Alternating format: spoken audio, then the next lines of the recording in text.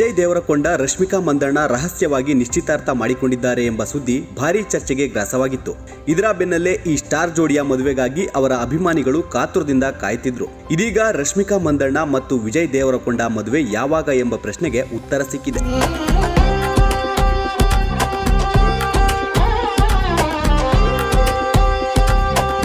October 2025ರಲ್ಲಿ ಅವರ ಕುಟುಂಬ ಸದಸ್ಯರ ಸಮ್ಮುಖದಲ್ಲಿ ರಹಸ್ಯವಾಗಿ ನಿಶ್ಚಿತಾರ್ಥ ಮಾಡಿಕೊಂಡಿರುವ ವಿಜಯ್ ದೇವರಕೊಂಡ ರಶ್ಮಿಕಾ ಮಂದಣ್ಣ ಜೋಡಿ ಇದೀಗ ಹೊಸ ವರ್ಷದಲ್ಲಿ ಡೆಸ್ಟಿನೇಷನ್ ವೆಡ್ಡಿಂಗ್ ಆಗಲಿದ್ದಾರೆ ಎನ್ನಲಾಗ್ತಿದೆ. ವಿಜಯ್ ದೇವರಕೊಂಡ ಮತ್ತು ರಶ್ಮಿಕಾ ಮಂದಣ್ಣ 2026ರ ಫೆಬ್ರವರಿ 26ರಂದು ಉದಯಪುರದ ಅರಮನೆಯಲ್ಲಿ ಅದ್ದೂರಿ ವಿವಾಹವಾಗಲಿದ್ದಾರೆ.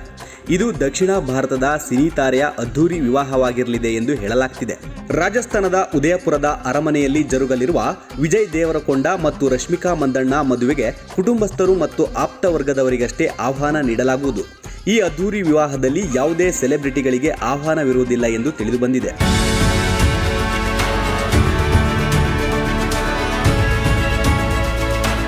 ವಿವಾಹದ ಬಳಿಕ ಹೈದರಾಬಾದ್ ಮತ್ತು ಬೆಂಗಳೂರಿನಲ್ಲಿ ಆರತಕ್ಷತೆ ಆಯೋಜಿಸಲಾಗುವುದು ಎಂದು ಮೂಲಗಳು ತಿಳಿಸಿವೆ.